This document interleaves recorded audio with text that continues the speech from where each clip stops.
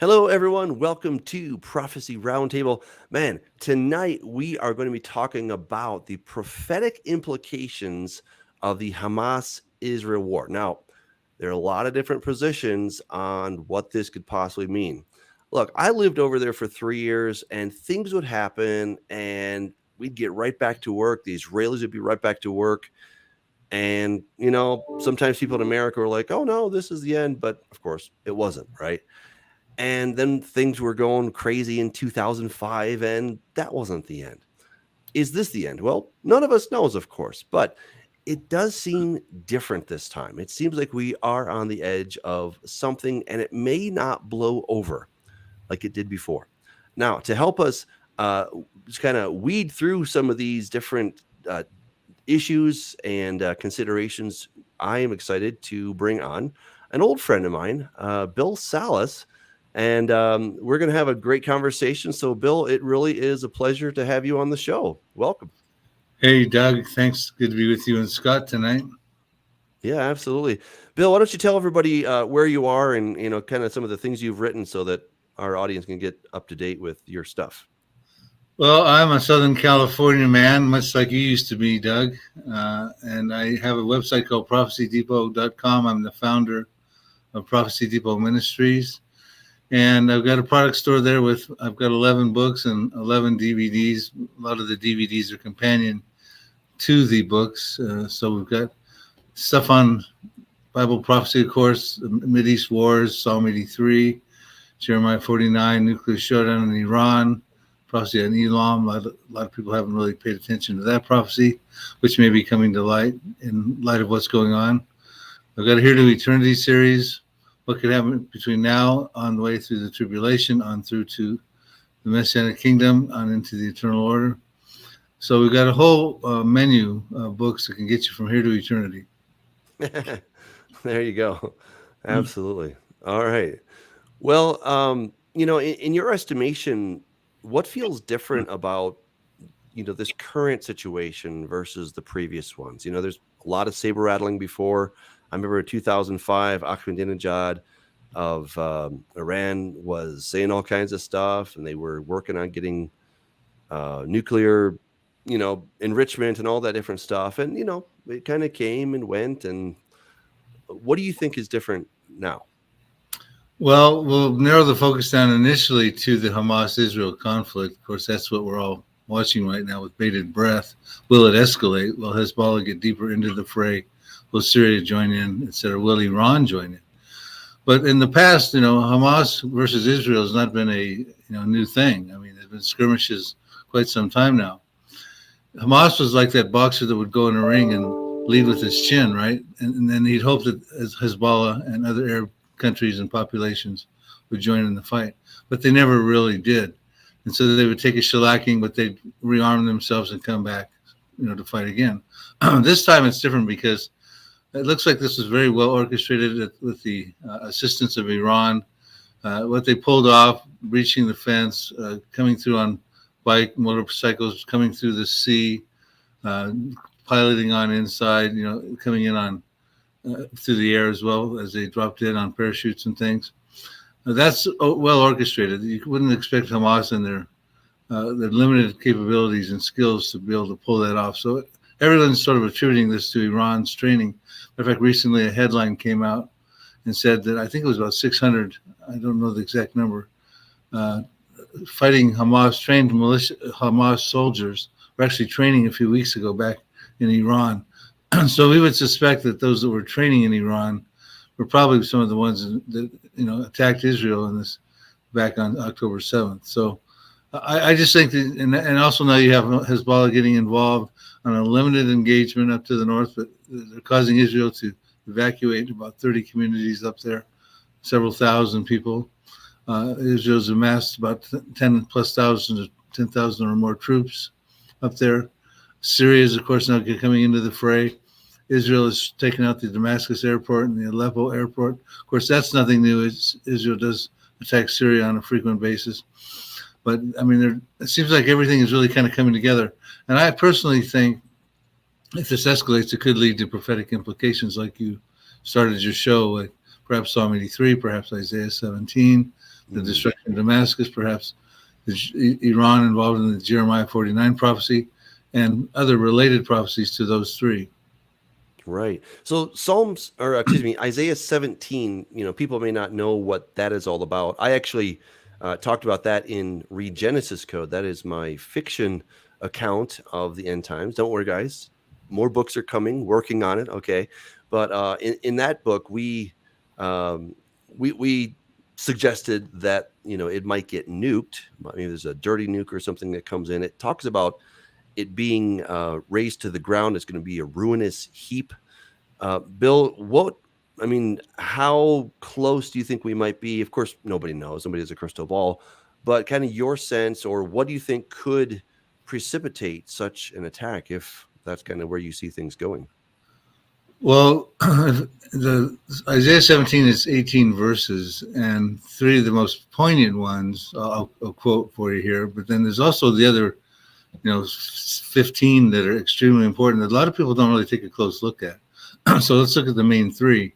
The reason, to answer your question, the reason I think Israel is the one responsible, that's in verse 9, I'll quote that in a moment. The reason I think Israel takes out Damascus, the oldest continuously inhabited city in recorded history, dating back to the time of Abraham, is because I believe they have to. They find themselves engaged in a prison rules war, probably by the surrounding countries, probably the proxies of Iran, and they really have little choice but for their existence, but to make a statement and take out an Arab city. So Isaiah 17:1 says, "Behold, the burden against Damascus. Behold, Damascus will cease from being a city; it will be a ruinous heap. It will be reduced to rubble." Isaiah 17:9 says, "Not only Damascus, but other strong cities or major cities." There'll be desolation in those major cities caused by the children of Israel. Now, let's stop there for a minute, because some people think Isaiah 17 is found fulfillment back in 732 BC by the Assyrian Empire. What I caution people on is that Isaiah talks about Assyria, or Assyria 37 times in books. Assyrian times, but he never talks about him at all in Isaiah 17. But he does talk about the children of Israel causing the desolation. Am I still on, or are we having technical? Yeah, you were breaking up for a second, but you're good now. Yeah, sorry about that. If you could maybe just repeat the last thing you said there. Sorry about that. Okay. Well, what I was talking about is how it was not fulfilled historically by Assyria in 732 BC. Some, like Mark Hitchcock and Andy Wood, would argue that, but it's told in Isaiah 17:9 it's caused by the children of Israel. Isaiah 17:14 says, "When night you see him," speaking of Damascus in the masculine pronoun, "but in the morning he is no more." This is the portion of those who plunder us and a lot of those who rob us, picturing Israel having to, in self-defense, take out the city of Damascus overnight. Now, I believe, like you said at the opening of the question, that this could involve a strategic nuclear weapon bursted at the right altitude, which could be, and I'm not a physicist here, but I think it's 45 miles burst altitude above a city. And it'll take out the city, and it'll also have the mushroom cloud come up from that bomb, but it won't bring up all the particles of the earth and contaminate them, because, of course, Tel Aviv is not too far away from Damascus. So Israel has to be careful about that. So I think that's a prophecy that could come into play if things escalate. Wow. I was just looking at here. There's some interesting stuff here. So it says, it shall be as when the harvester gathers the grain and reaps the heads with his arm. It shall be as he who gathers heads of grain in the valley of Rephaim. Just an interesting, reference there to the valley of Rephaim, which is basically very close to Israel, to Jerusalem. So I don't know, there's something kind of interesting there, but wow. So you think maybe Israel might be the ones that would destroy it? That's a new take. I hadn't considered that. Well, let's talk about those verses you were looking at there for a moment, because like I said, there's other very important verses within the Isaiah 17 prophecy that are not often looked at. And I think this is one of the reasons Israel has to take out a city. Isaiah 17:4-6 says that in that day, the day that Damascus is destroyed, the glory of Jacob will fade. Now that would be Israel. Their glory would fade. The fatness of his flesh would become lean. Now that's not a good image for Israel. It goes on talking about, like you said, the harvesting of in Rephaim, but it goes down to the wheat harvest. It's robust, like the harvest of the wheat, and then it goes and talks about the grapes. They're just gleaning some grapes, and then it talks about a shaking of an olive tree. So seasonally, you have a wheat harvest, then you have the grape harvest, and then you have, to the latter part of the year, you have the olive harvest. And I think the image Isaiah is painting here is that they start out pretty good. The harvest of wheat is good, but by the time they get into the war, their glory fades. The fatness of his flesh grows lean. It's like a shaking of an olive tree, with two or three olives in the uppermost branches, and four or five in the fruitful bough. And so I think what he's saying there is that, now remember, an olive tree, a fruited variety olive tree, which is the national tree of Israel, actually was nominated that a few years ago, can have 500,000 olives on it. And there's going to be this severe shaking of Jacob, causing his glory to fade, his flesh to wane, the fatness of his flesh to wax lean. And there's going to be only a few olives left in the uppermost bough and a few in the mid part of the tree. And I superimpose, when I teach on this, an olive tree over a map of Israel. And I show that on the olive tree, at the top of it, you have Haifa, and in the mid part, you have Tel Aviv. And I believe that, and you're already seeing Hamas lobbing missiles into Tel Aviv. Hezbollah's got 150,000 missiles that can hit anywhere inside of Israel.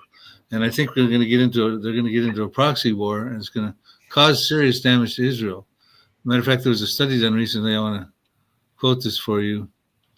It says, this is the Israel National News. This came out, and it says a predicted scenario: 6,000 rockets at Israel during first few days of war with Hezbollah, just Hezbollah alone.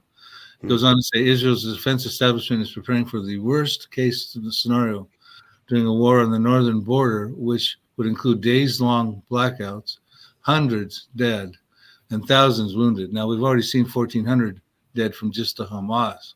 This article came out on August 7th of 2023, and it goes on to say this is what's really telling.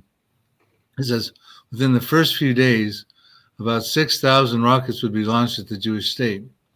As time progresses, the number would decline to about 1,500 to 2,000 effective missiles. What they mean by effective missiles, so the first few days, 6,000. A couple of days into the campaign later, they're going to have 1,500 to 2,000 effective missiles landing inside of Israel, hitting precise targets. And these are ones that don't fall indiscriminately in the fields or are not taken out by the Iron Dome. That's what they're saying is effective rockets. That's just Hezbollah. Syria has chemical weapons. They use their chemical weapons over 300 times in their revolution. And articles were coming out recently saying that Iran is trying to get chemical weapons into Hezbollah's hands. So, the situation, if it does escalate on the level I presume it might, and we're watching it closely, especially now that Israel is starting to go into Gaza, they sort of paved the way here today as we speak for their ground incursion. And that may be what Iran was waiting for before they have Hezbollah launch 6,000 missiles.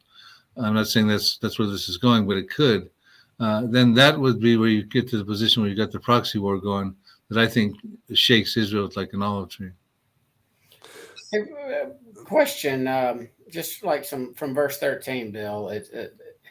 I'm looking at this. I've always thought this might be at the very, very end of the age. And here's the reason why. It says, the nations rumble on like rumbling of many waters, but he, speaking of God, will rebuke them, and they will flee far away and be chased like chaff in the mountains before the wind, or like whirling dust before a gate. At evening time, behold, there is terror. Before morning, they are no more. And it certainly is in the area as far as, verse 1 and everything. But this seems to be, at least in my understanding currently, I'm likely to change that next week, Bill. But this has always seemed to me like a very end of the age, like shortly, might even correlate with say, shortly happening before Ezekiel 37 or Ezekiel 38 and 39, like very end. Where would you place it as far as this? What if you I'm sure you thought about it. Would you place it, years before the Great Tribulation, before what some call Daniel's 70th week? Oh yeah, I would keep everything in Isaiah 17 in context with the actual destruction of Damascus. Several times it mentions in that day. Verse 4, I think it says it, also 18. I don't have it in front of me. I like reading the NLT translation of what you just read, verses 12 and 13. And here's what it says. Listen, the armies of many nations. Now let me stop there for a minute. Isaiah 17:9 talks about there'll be desolation in strong cities in addition to Damascus, major Syrian cities. It's not just Damascus versus Israel. It's, I believe, all of Syria in this confrontation. In fact, we find out what major cities are probably being spoken about when we go to Jeremiah chapter 49, verses 23 and 27. And I can go through that in just a moment. But it talks about there's trouble on the sea, Damascus and Hamath and Arpad are faint-hearted. Now, Arpad in the ancient times would be modern-day Aleppo, which Israel has taken out that airport about a few days ago. That may be running again, I don't know. Hamath would be Homs and Hama. Now, these are major cities. Actually, Aleppo was, probably still is, the number one most populated city inside of Syria. So it talks about that in that day there'll be other cities taken out. So it's more than just Israel versus Damascus. Now, what the NLT talks about the roaring of many nations. So I think it's even more than just Syria versus Damascus. Yeah, I was including all the nations, sort of like a Zechariah 12 through 14 type of situation, in which the nations are gathered against Jerusalem. In other words, not we've got all these passages, and the main reason too is what about, like, it's, for instance, there appears to be good news and there's bad news in this prophecy for Jacob and for the sons of Israel, but there's also, it appears to be certain prophecies being fulfilled, which, at least as applies to Judah, won't really occur until Messiah actually returns. So Scott, what you're asking is, could it be that it starts off bad, obviously a little bit earlier on, and then there's a progression, and that what happens toward the end of the chapter is actually toward the end of the so-called the so-called 70th week, or the sort of like it starts now, but as far as when Damascus is destroyed, and looking at that cycle, and Bill, you brought it up, that harvest cycle. So we know we have the wheat, the barley in the spring, summer. We know we have the wine and the grapes that's mentioned at the latter part. It could be that this occurs, and I'm just thinking, I would not be dogmatic on this, that this could occur in that final Moedim, appointed time, feast cycle in the very last year of the age before Yeshua returns. And Bill, I believe he returns on the Yom Teruah. So, but Doug and I, we disagree a lot. We actually agree on that. we do a lot of bantering back and forth between the two of us where we differ. So, well, I would tend to, it's the burden against Damascus, this whole chapter, in my estimation, referencing in that day several times. As goes, the armies of many nations roar like the roaring of a sea, hear the thunder of mighty forces as they rush forward. I think going against Israel in tandem, like thundering waves, but though they thunder like breakers on the beach, God will silence them, and they will run away. They will flee like chaff scattered by the wind, like a tumbleweed whirling before a storm. You mentioned Zechariah 12. I think Zechariah 12:2 is not talking about the tribulation. I think it's talking about, it says, when the nations round about, not the world, the nations at large, but the nations in the neighborhood that surround Israel, they will attempt to lay siege on Judah and Jerusalem. And it'll become like a cup of trembling to them when they attempt to do this. In fact, it goes on to talk about, let me go there. I got it on my PowerPoint here real quickly. I put it on the screen if you want to check that out. Okay. Well, anyway, I know by memory. Okay, let me get out of PowerPoint. Verse 3 is what I would look at. And all the nations of the earth shall be gathered against it, as opposed to that's not Zechariah 12, though. Yeah, it is. This is Zechariah 12, 13. 12, 3, verse 3. Yeah. Okay, well, the way I interpret, Zechariah 14 actually talks about coming against Jerusalem too. I thought that may be what you were alluding to. But let me go to mine, because you might be moving it around and get me confused here. I understand. Yeah, I kind of feel like Isaiah 17 might be referring to it seems like a lot of these things, it's kind of like it's focused and then it goes back to look at the entire big picture.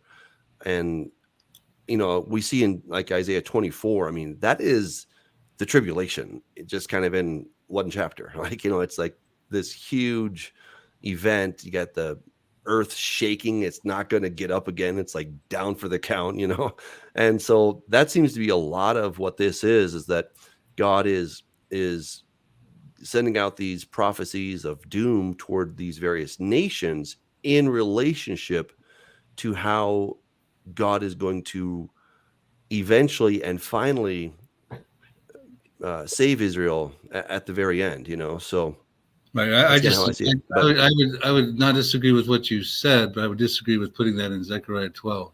okay. Verse 6 is what I want to read, and it builds up to verse 6. I can come back to Zechariah 12, verse 3, and tell you why I think it is actually dealing with what's going on presently in the international community, not related to Zechariah 14. But let's go to Zechariah 12, verse 6, because it puts on a very specific detail here that I think we need to know about. It says that in that day, and that's in that day that Jerusalem becomes a cup of trembling to the surrounding nations when they attempt to lay siege on Judah and Jerusalem. I will make the governors or the captains, I read that as the Israeli Defense Forces, I will make them like a fire pan in a woodpile and like a fiery torch in the sheaves, and they shall devour all the surrounding peoples round about on the right hand and on the left hand. And those are the peoples that are going to lay siege on Judah and Jerusalem. And the Israeli Defense Forces exist in fulfillment of Bible prophecy. And this is one of the many places they show up. And they only fight before the tribulation period. They're not involved in the tribulation. They're not involved in the Messianic kingdom. And how do you know that, Bill? How do you know that they're not involved? Well, because in the tribulation, in the first half, the Israel's living in a pseudo peace. They think they're okay. A false covenant's been confirmed. Okay. They're so complacent that they can't even stop the Antichrist from going into the temple at the mid part of the tribulation. Okay. In the second half, they're fleeing for their lives. Even Jesus said, when you see Matthew 24:15, the abomination of desolation spoken by Daniel in the holy place, flee to the mountains. So I don't see them fighting anybody in the first or second half. And in the Messianic kingdom, Micah 4 tells us that the swords will be turned into plowshares, spears into pruning hooks, and they will no longer learn war anymore. So I put Zechariah 12, those first 6 verses, into modern times.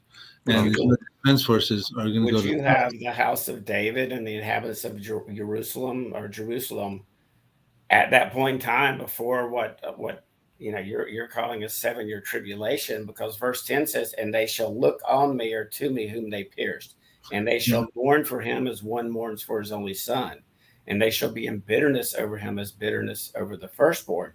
This seems to me like, and again, I would say this passage, Isaiah 17, I would have a weaker, I guess, understanding of it. Mm-hmm. This one, I would almost be dogmatic, get up on the table and say, no, this is at the very end of the age. Well, I agree with you. I've written books about Millennium Prophecies and the New Jerusalem, and that latter part of Zechariah 12 is clearly talking about the resurrection of the Old Testament saints and dealing with the Messianic kingdom. I'm not talking about the latter part of Zechariah 12. I'm talking about the first six plus verses in Zechariah 12. I think your take is somewhat unique because, I mean, the way I've always heard Zechariah 12 taught is that it's referring to, the very end, the tail end of the Great Tribulation, just shortly before the return of Jesus, that this is going to be a stumbling block for all nations, right? He's going to bring all the nations of the earth against it. So I'm just curious, we don't need to get into this topic, but do you see Armageddon as an event that's happening in Jerusalem, or do you think it's happening up in the Megiddo Valley? Well, I want to answer that question, but I used to struggle with Zechariah 12 as well, along the lines of what you're talking about, Doug. The way I would look at Zechariah 12, verse 3, the burdensome stone to the nations that get involved, I think that's been going on. I mean, Israel becomes a nation in 1948. Jerusalem becomes an international zone. They're already meddling with Jerusalem. 1967, in 1949 they tried to divide Jerusalem with the little divider line, the green line or whatever it's called. 1967, that didn't last because it's not biblically endorsed. Israel takes over all of Jerusalem. You see what the American presidents have been trying to do, trade land for peace all this time. It's Jerusalem has been, and Israel, but specifically Jerusalem, has been a burdensome stone to the nations. They're not going to be able to divide it and mess with it. So I think I would put all of Zechariah 12, 1 through 6 into a modern day vernacular. As far as Armageddon, let me go into my new Future War book, Prophecies book. I have 11 phases of Armageddon. Wow. And I'm going to go there for you. 11 phases. Yeah, that's a topic we both are very much passionate about. Because I have phase number 1, the fall of Jerusalem and the fleeing of the faithful Jewish remnant. I have phase number 2, the Antichrist invades and desolates Egypt in Isaiah 11 and returns back to Israel area, Promised Land. Phase number 3, the Lord strikes the Antichrist throne and shuts down his cashless economy. I believe that would be the 5th bowl. Phase number 4, the assembling of the Antichrist and his allied armies at Armageddon. I believe that's the Jezreel Valley. I have phase number 5, the deployment of some Armageddonites to Basra. Not all of his troops, but some to Basra. Phase number 6, the national regeneration of Israel when they realize Jesus is the Messiah. They say, blessed is he who comes in the name of the Lord. Phase number 7, the second coming of Jesus Christ when they recognize that. And he has a slaughter in Basra. Phase number 8, that slaughter between Christ and the Armageddonites. Phase number 9, the assembling of the armies of Christ from heaven and returning. Phase number 10, the battle in the valley of Jehoshaphat. Phase number 11, the victory ascent up the mountains of Olives and return of the Jewish remnant with Christ. So I have 2 chapters devoted to those 11 phases. Interesting. Yeah, I would put the valley of Jehoshaphat and the valley of, I think it's actually Armageddon. So it's the sheaves in the valley of judgment, or the judgment of the sheaves. In that valley, that the valley that Jesus is going to create when he comes and he splits the mountain into 2, that will be Armageddon, and which is, of course, it'll be perpendicular to the valley of Jehoshaphat, where Jehovah judges. So I would put those right next to each other. But that's another whole discussion because it's commonly taught that the Jezreel Valley is where the armies of Armageddon assemble. I know. I just disagree with that. Yeah. Sorry? I'm not dogmatic about that, but that's okay. I kind of think that is where they do assemble. The thing is, when he ascends to the Mount of Olives in Zechariah 14, a lot of people say, well, this is when that valley splits. There's an earthquake there. And it pictures Jesus Christ, doing a balancing act on the Mount of Olives. But we need to remember, by the time he gets there, there's already been 3 major earthquakes. Any one of those could easily split that valley. So to me, I'm suggesting that earthquake has already happened by the time he gets there. You have the one, of course, in Ezekiel 38. Okay. That's the major one. You have the great earthquake of the 7th bowl judgment, I think it was. And then the two witnesses, there's a big earthquake there. Interesting. So, and I could be wrong on that one, but I find it, I think it's going to be interesting to think that Jesus is going to show up there and do this balancing act and have this major earthquake when there's already been 3 prior ones that are huge. So what's interesting is there are 4 tectonic plates that meet there. And, I do think that, my position is that Jesus will actually touch down. And when he does, that is when it begins to split. And what I think is so exciting about that is that it is really a repeat of the Red Sea crossing, right? This is the second Exodus, right? So here his people are between a rock and a hard place. They are in the valley of Jehoshaphat. They know that he's coming to save the day, but there's a pincer move that the Antichrist is trying to do to destroy them from the north and from the south.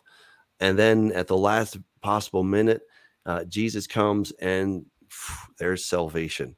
And regarding Zechariah chapter 12, verse 6, I have a fun little spin on that, which is I actually think I can take that quite literally, that The clans of Judah are going to be like a brazier that sets a wood pile ablaze, or like a burning torch among sheaves of grain, that they will burn up all their neighboring nations. I think they're actually going to have fire coming out of their hands. And it says that the weakest will be like King David, and the strongest, or royal descendants here, but the strongest will be like God, like the angel of the Lord. And then so I take a look at Habakkuk chapter 3, where it says that rays of brilliant light flash from his hands.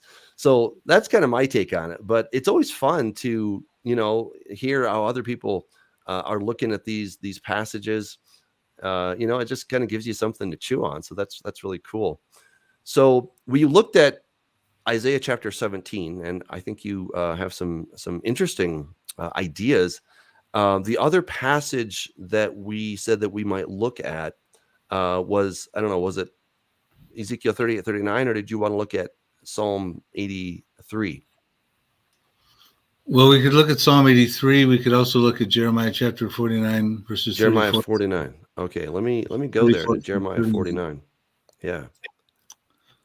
Well, one of the things about Psalm 83 that is good is I can show you a plethora of, I believe, related prophecies to, like, the umbrella prophecy of Psalm 83, that clearly show the Israeli Defense Forces. If you think Zechariah 12:6 is vague, which I don't, but your interpretation was interesting, I can show you a plethora of prophecies where the Israeli Defense Forces are clearly there. We already talked about Isaiah 17:9, desolation caused by the children of Israel. But there's all these Confederates in Psalm 83: Hamas, Hezbollah, Syria, Iraq, Jordan, Egypt, Palestinians. They're involved. So I have Psalm 83 pulled up if you want to. So yeah, I know you've written extensively on this passage. You take it as something future. Some people think it's an imprecatory prayer that has already been fulfilled, but please share with us how you understand this. Okay, I do take it as an unfulfilled future war prophecy. In my book, because there are those who think it's either been fulfilled in the past, namely 1948, would be part of Ezekiel 38, but there's reasons that's not the case, or it's just simply an imprecatory prayer. So I've had to address those objections since my Psalm 83 book came out in 2013. I've had to address all those, and I do that in my Future War Prophecies book that I recently released just a couple months ago. So Psalm 83, for the people who are not aware of it, talks about a confederacy that comes together, the first 5 verses, with a devious plan, and their goal is to destroy the nation of Israel, cut the nation off from being a nation, that the name of Israel can be remembered no more. Then Asaph goes through in verses. Asaph's the author of the psalm 3,000 years ago. He wrote 12 psalms. Psalm 83 is a prophetic one. We know he's a prophet because we're told in 1 Chronicles 29:30 that wherever King Hezekiah and the leaders commanded the Levites to sing praises of the Lord, to the Lord, with the words of David and Asaph the seer. Now, Doug, I'm going to mess this word up. It's Chozeh, Chozeh, so you probably know how to pronounce it better than me, but it means a beholder of vision. And there's other places where we'll find out he's a prophet. And I clarify that because he is a worship leader of David, but he was also a prophet. And at a time when Israel was dwelling quite securely, they're talking about building their temple. David had won their enemies, the very enemies. He'd won war against enemies, the very enemies that Asaph's going to identify for us. He gets this prophecy, which is nothing short of a genocidal attempt of the nation of Israel and the Jewish people. But he goes on to identify them by their ancient names. He says the tents of Edom. He starts with them, which makes them their role very important because they're the first one listed among the 10-member confederacy. And tents biblically can represent refugee conditions. And I show in my Psalm 83 book how the Edomites have ethnical representation that goes back to the Edomites. They were fathered by Esau. And so I believe we got the Palestinian refugees there. He goes on, talks about the other people. And you'd have, inside of there, you'd have the Hamas, Hezbollah, Syria, Jordan, Egypt, the Palestinians, and Saudi Arabia. And and these are the countries, by the way, that came against Israel in 1948. That's why some people think it was fulfilled at that time. But I have various reasons why I don't believe it was. Hey, Bill, can I ask you a question? So it says Philistia there. Philistia had nothing to do, the Philistines had nothing to do with modern day Palestinians. That is simply a vestige of Hadrian renaming Judea to Palestina because he was so mad at the Jews for having a second Jewish revolt. The Philistines, the ancient Philistines, were actually probably from Kaftor. They were a sea people, so essentially European, for lack of a better word. I know I'm using that anachronistically, but they were definitely from the West, and they came and they settled there. Is there do we have any evidence at all that there would be that it's wise to make a connection between Philistia and the Palestinians? Well, you're correct in your history. I agree with you. All I know is that the Palestinian refugees are not just in the West Bank. There are some in the Gaza, there are some in Lebanon and Jordan, and scattered throughout various parts of the Middle East. Mm-hmm. So I think what we have Asaph's listing is, in the vernacular of his time, that territory there, where you have the Hamas today, is going to be involved in the Confederacy of Nations and terrorist populations, if it's for our time, that will come against Israel in the final attack. They'll be the ones that try to lay siege on Judah and Jerusalem. I believe that's part of a peripheral prophecy as well. There's actually 4 prophecies that the Hamas, I believe, are involved in that are unfulfilled. Time permitting, we can go through those. But what it says is they're going to come together as a confederacy. They're going to try to wipe Israel off the map. They form a devious plan. We saw them try to do this in 1948. I don't believe that fulfilled it, because Asaph petitions the Lord to deal with them. He draws our attention back to the book of Judges, chapters 4 through 8, the time of Midian, when Gideon destroyed 120,000 Midianites with his 300-man army, and they had oppressed Israel for 7 years. When Gideon won that war, they no longer oppressed Israel. The Israeli defense forces were empowered.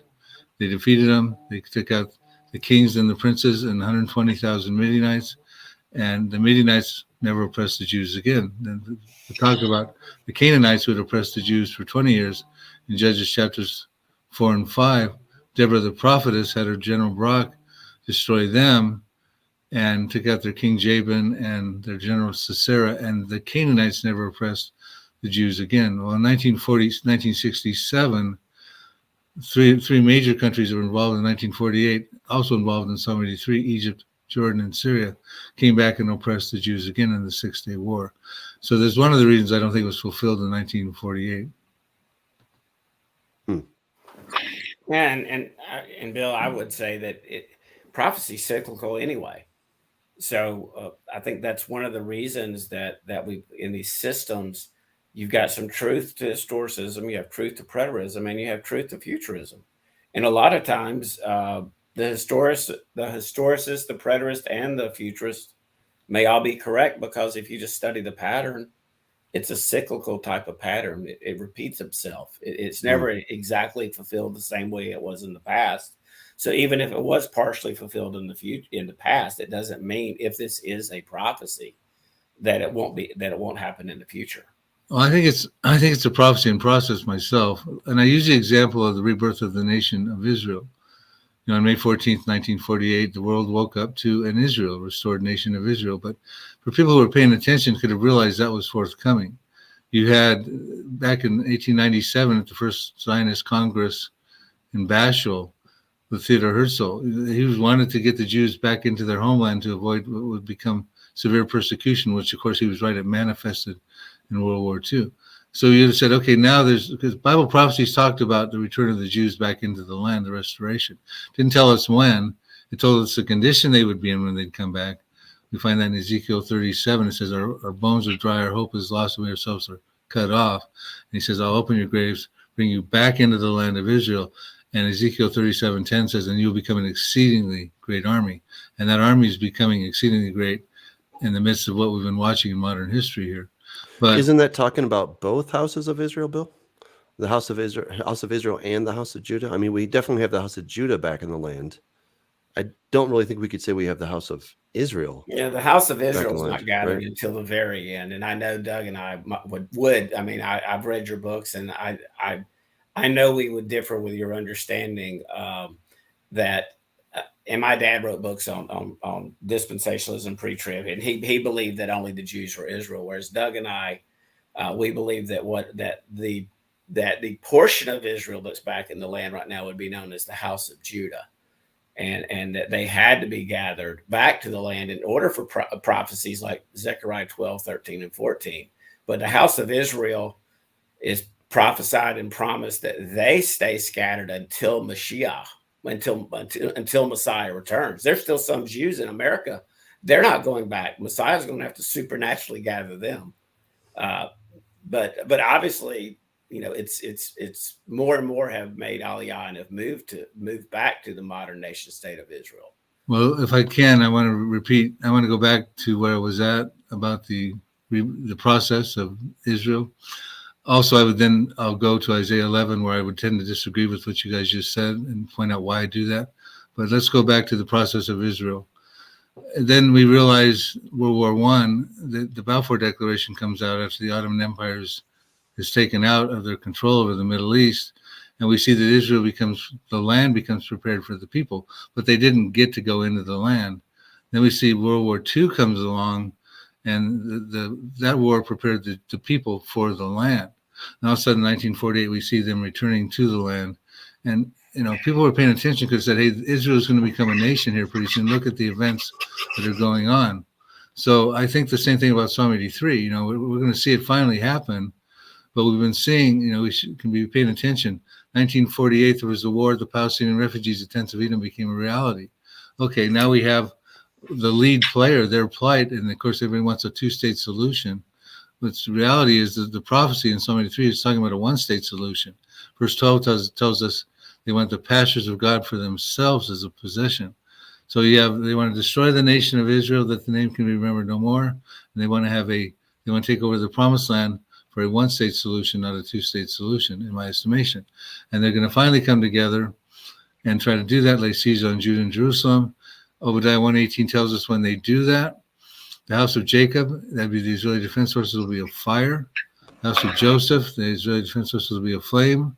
But the house of Esau is the father of the Edomites, the tents of Edom, shall be stubble, and no survivor shall remain, says in the house of Esau, thus says the Lord. And I can go through a dozen. So you just said the house of Joseph, right? So Joseph and Judah are not the same. Right, house of Jacob and then the house of Joseph, Obadiah 1:18. But it's talking about two different involved in one clash together. It's interesting. The ancient rabbis thought that mention there of Joseph was actually a reference to the Messiah, son of Joseph, and that he would, the Messiah, son of Joseph, would fight Gog and Magog, which is an interesting thing. But sorry. Okay, so I've taken us to Isaiah 11. I'd love to hear your perspective on this. This is really fun.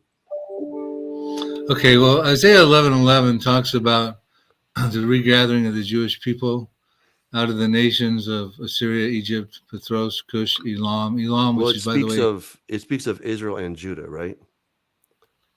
It does. Right. Yeah. It the speaks second of time Ephraim and Judah, right? So, well, it talks about, as you go down beyond that, it does mention that they will become one. Right. So you have two becoming one. Yeah, they no longer will become a divided kingdom. Yeah, just like in Ezekiel 37. Do you believe that two-stick prophecy was fulfilled in 48? I do. I believe Isaiah 11 was as well. Because look what they do is once they come together and they become one nation, which they are today, presuming both houses are back together, which I believe they are, they come together, but they shall fly down, they collectively, upon the shoulder of the Philistines toward the west. They shall plunder the people of the east, which could very well be Syria and Iraq. I'm not sure about that. And they lay their hand on Edom and Moab, which would be southern Jordan and central Jordan, which are part of Psalm 83. And the people of Ammon shall obey them. So I see that as a picture of an unfulfilled prophecy probably the Israeli Defense Forces flying down, which they can do now with the Israeli Air Forces, and taking out the Philistines toward the west, and also the broader reach out to the countries round about, Edom, Moab, and the people of the east. So I think who, in your right. opinion, is the house of Ephraim? I'm really curious about that. The house, I believe that all of Israel today is the two houses combined together. Then they're no longer a divided kingdom. Well, we know that they were, but we know that the Jews are from the house of Judah. So who is Ephraim? Well, I would suggest you probably know more about the split back when the two kingdoms. That was probably the 10 tribes, Right. of course. Yeah. So, Judah and Benjamin would be the other two, correct? But the kings, which most scholars would say was recorded and put together by Judah after they returned from Babylon, records several times that the house of Israel, Ephraim, also called the house of Joseph, was still in exile to this day. In other words, they never came back to Judah. And the rabbis, most of the rabbis actually understand this. They understand that Judah, what they called themselves, Jews, and Ephraim got scattered to the nations, swallowed up by the nations. Judah was not prophesied in Hosea 8:8. Have you ever studied? We can agree to disagree. That's fine. Have you ever studied the distinctions, though? There's a lot of people who would agree with you, and there's a lot of people who would disagree with you. I just happen to disagree with that. I think they're drawn out in Isaiah 11 from a lot of various places. We're told Elam, Shinar, Hamath, etc. I think that God knows who all of the descendants of Abraham are, the house of Jacob. And he's bringing them all into the land of Israel as one united nation. That's my opinion. Okay.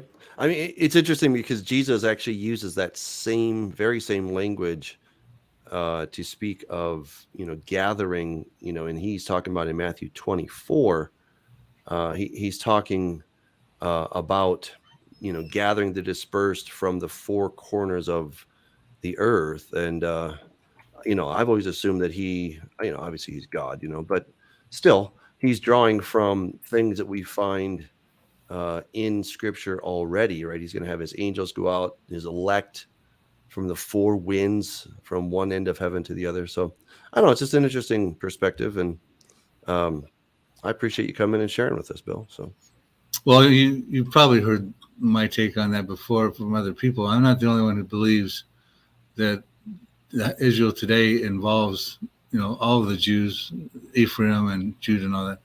I mean, matter of fact, I think your take on that is probably a little more unique than my take on that. That's what I find.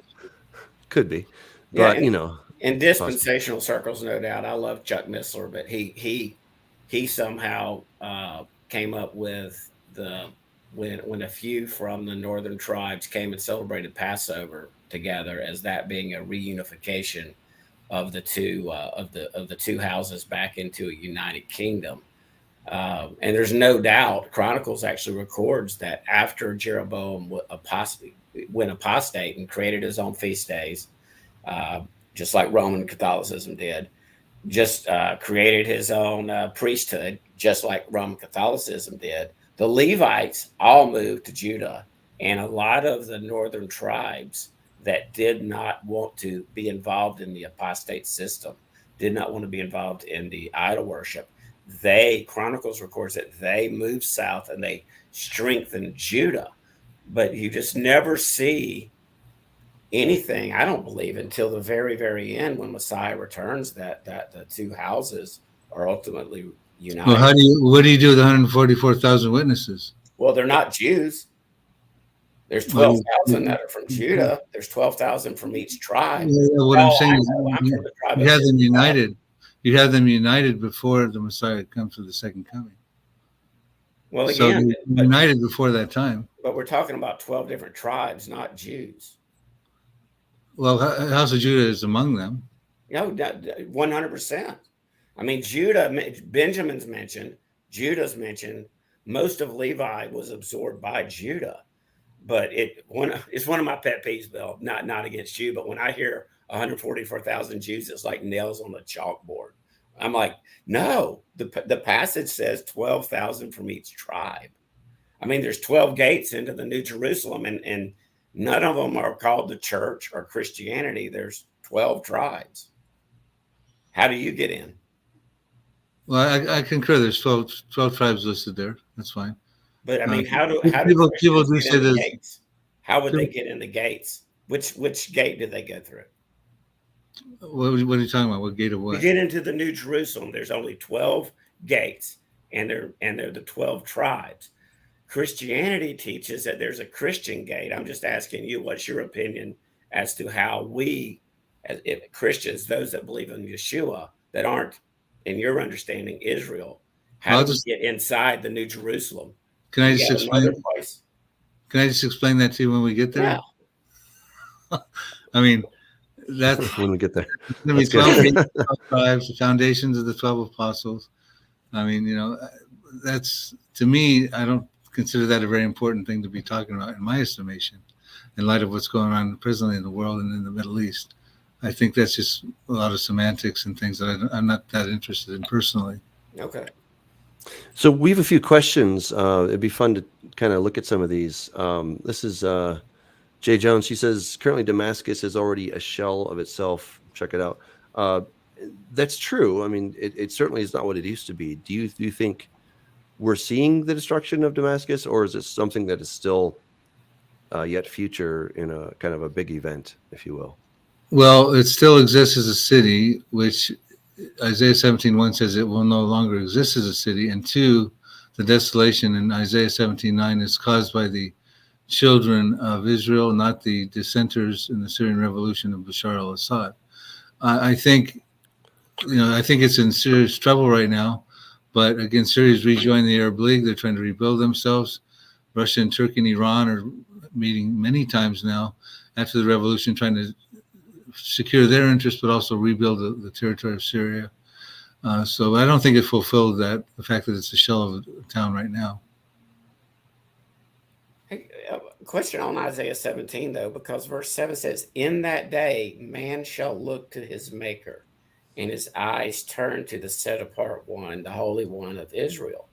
Again, you would have this happening 7 years before, and there's a huge, man is certainly not looking to his maker. If you put this not at the very end of the age, how would you address that verse? I believe after the world sees what happens to Israel, the fatness, the glory fading, the fatness of their flesh growing lean, it'll be beginning a series of wake-up calls for mankind to be looking more in that direction toward his maker. That's a little tougher couple verses to define, but trying to keep it all in the context of 18 verses, all related to the destruction of Damascus. I would tend to say, much like in Ezekiel 38, where it talks about Ezekiel 38 and 39, 39:7 says, after the Lord stops Ezekiel 38 with a great earthquake, fire and brimstone, flooding rains, etc., he says, I will make my holy name known in the midst of my people Israel. They shall not profane it anymore. The nation shall know I am the Lord, the Holy One in Israel. And I believe that's not a salvation awareness. I believe that's a awareness that, hey, that's the God of the Jews who just stopped the armies that approached and tried to invade Israel. So I think it's just, I wouldn't take it so literally that all of a sudden every man's going to look to his maker in the context of Isaiah 17. I could be wrong. That is a tougher verse. Yeah, it's just that phrase, in that day. I don't know if you've ever, I mean, I believe that when scripture is talking about in that day, it's speaking of the seventh day or the 1,000 year period, the millennium, because each day is just as 1,000 years. And I don't think we're having this conversation right now, Bill, and what happened on the 8th great day or the last great day of the feast in 2023, by coincidence, that it's been about 1.993-ish days since Jesus ascended and returned to his place. I mean, everything is converging and aligning. And Doug made a comment earlier about what's different about 2005. You know, my brain started screaming, it was 18 years ago. You know, at that point in time, we were still 25-ish years away from 2030, give or take a few years. So I don't think this is occurring at this time by coincidence. Well, if you're going to say in that day goes where you just put it, that takes the destruction of Damascus. way out to where you put it, way out in the future. I think I in would that put day, it, in that day means in that day that Damascus is destroyed. yeah, I would put in that day, in that final seventh day, that final 7,000, that final 1,000 year period. In other words, after the gathering, after the elect are gathered, after we are called up, and you probably know this, Doug and I would be more pre-wrath, post Great Tribulation, and that's when in that day. In other words, the 6th day ends, the 7th day begins, the 1,000 year long day, the millennium.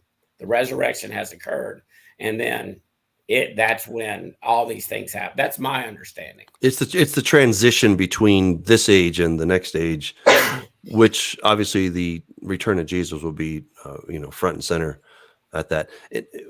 When I've looked at the term Bayom Hahu, in that day, it seems to always refer to the day of the Lord, the great day of the Lord. You see it in Isaiah chapter 2, talking about in that day, he alone will be exalted, etc. And so, just kind of based on that, specifically Isaiah using this term, kind of setting the precedence for that in Isaiah chapter 2. If we then follow that through, that would suggest that, Bayom Hahuba, in that day, would be the same reference to the great day of the Lord, the day that he comes back, as it's used there in Isaiah chapter 2. And in that day, the wolf will lie down with the lamb. The adder, the snake will no longer. Children will play with snakes. I just view that as the next stage, sort of like an Edenic state. Not quite Edenic yet, but definitely better than the age we're living in right now. But the first part of that day ain't going to be pretty. I think the verse you quoted is relevant to the Messianic kingdom, about the lion, about the creatures being in peace and non-carnivorous with each other. I would agree with that. I just think I take this more literally. I think in that day, centered around when Damascus gets destroyed, it's mentioned, I think, 4 times in that day. I think that's where we have to focus. When Damascus gets destroyed, there's all the additional details to that prophecy. That's my take on it. Awesome. So our friend Brad Myers has a question.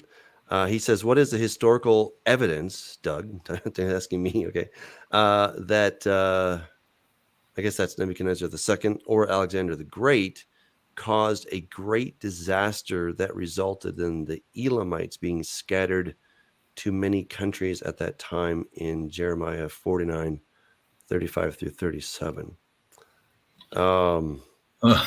That's a very specific question. Brad asked that question.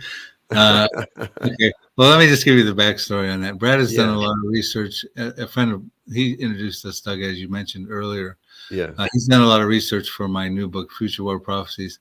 And we addressed the objections to Psalm 83. We addressed the objections to why Isaiah 17 was not historically fulfilled, but is a future prophecy. And we also addressed why the Jeremiah chapter 49, verses 34 through 39 prophecy was not historically fulfilled by Nebuchadnezzar and around the Babylonian period. Some held that was Mark Hitchcock, Andy Woods, Dr. David Reagan. Recently, between Brad's research and my research and our email volleys back and forth to Mark Hitchcock, he has since realized he's wrong, and he's admitted that to me about 2 weeks ago at a conference we were together at in Orlando, which means everyone who was parroting him, Andy Woods and David Reagan, are also wrong. And so Brad put together this incredible research that would take a whole show to go over with you. So Brad, I can't believe you asked that question. But basically, we've come to the realization that it's a future war prophecy, Jeremiah 49. And that's another one we should be looking for right now, because it talks about a disaster in Iran, different prophecy than Ezekiel 38. Iran is double trouble in the end times. And that's the area where that hugs the Persian Gulf. It's where all Iran's underground missile silos, portable rocket launchers, their hypersonic missiles, their underground air base. They got a nuclear reactor there. Their missile defense systems. They're all set right there in place. And it talks about a prophecy where the Lord is fiercely angry with the leadership of Iran. I believe that's right now, because they want to wipe Israel off the map. He's going to break the bow of Elam at the foremost of their might, so they can't launch something lethal somewhere, which would probably be a nuclear weapon at Israel.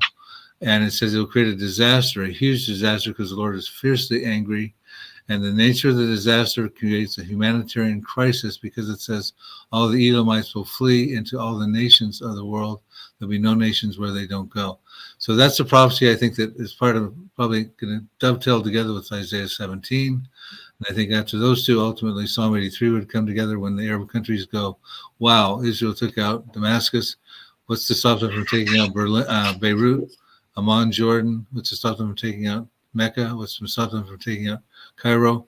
And by the way, Israel's hurt. His glory fades. His flesh waxes lean. He's like a shaking of an olive tree. And Amman, Jordan should be concerned because their peace treaty is about to be voided.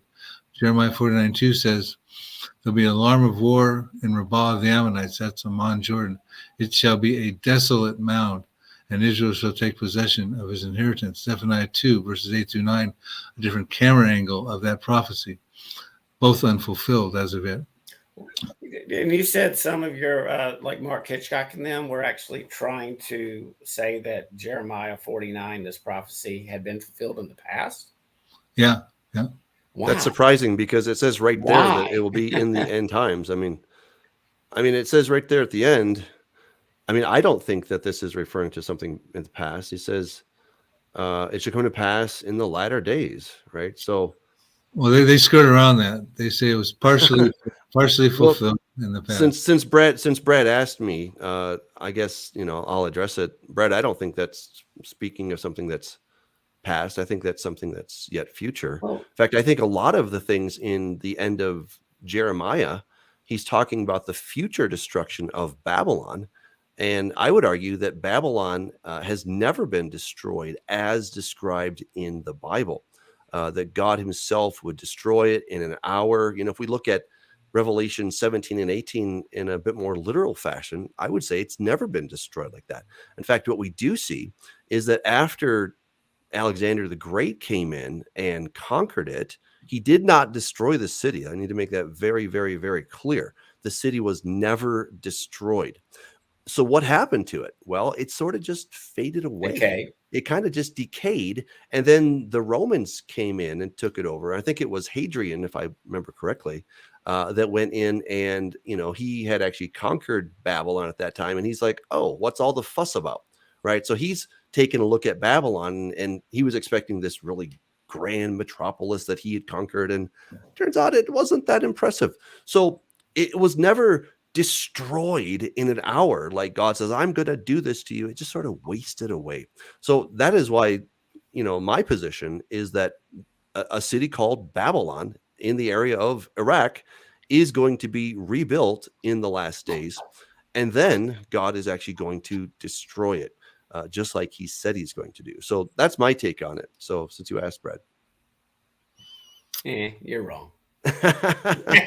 See, Bill, I told you, it's not just guess. I disagree with Doug all the time. Or I believe you're wrong, Doug. How about that? I'll be nice. There you go. Thank you. That makes me feel a lot better. Okay. There's a lot of people who think Babylon's going to be rebuilt. I split up Revelation 17 as ecclesiastical Babylon. I believe that's centered in Rome, and I think there's clues for that. And I think after it's desolated by 10 kings in Revelation 17:16, they give all their power and all of the wealth of the Vatican or whatever over to the Antichrist. And you turn to Revelation 13, where he comes on the scene and in the mid part of the trib, his mark of the beast comes into play. Then you shift to Revelation 18, commercial Babylon. Whether that's in literal rebuilt Babylon, whether that's Rome, whether that's New York City, whether that's Mecca, like Joel Richardson would say, or whether that's Jerusalem, like Chris White would say, that's up for debate. I personally think it's Rome in 17 and Rome in 18, but a lot of other people do think Rome, it's literal Babylon, Revelation 18. Well, and we know, Bill, from the Daniel 2 statue that Rome actually never went away. I mean, it's the iron legs, and then you have the feet and the iron mixed with miry clay. And so and that empire is not destroyed until Yeshua returns.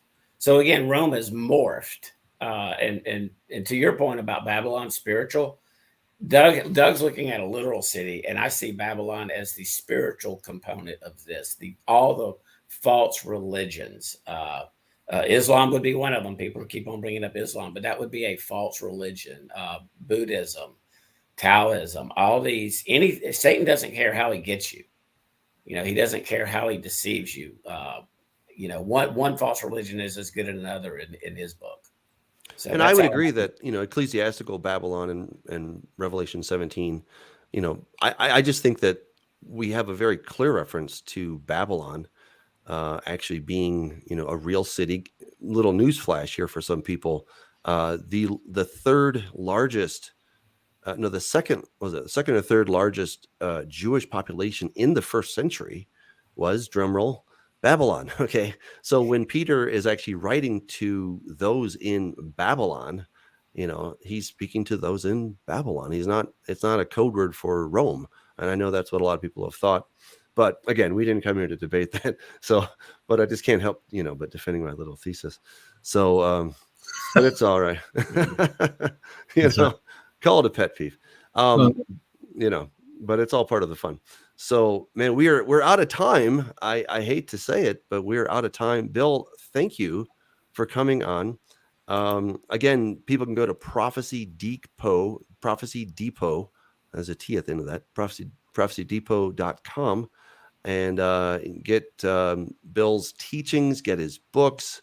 I don't agree with everything, but I think it's worth a read. That's all part of the fun. We're all here to learn, and none of us has a corner on the market, despite what we might want to say, right? But and the cool thing is that when the Lord comes, he's going to probably take us all and say, "Come here, I got to tell you a few things."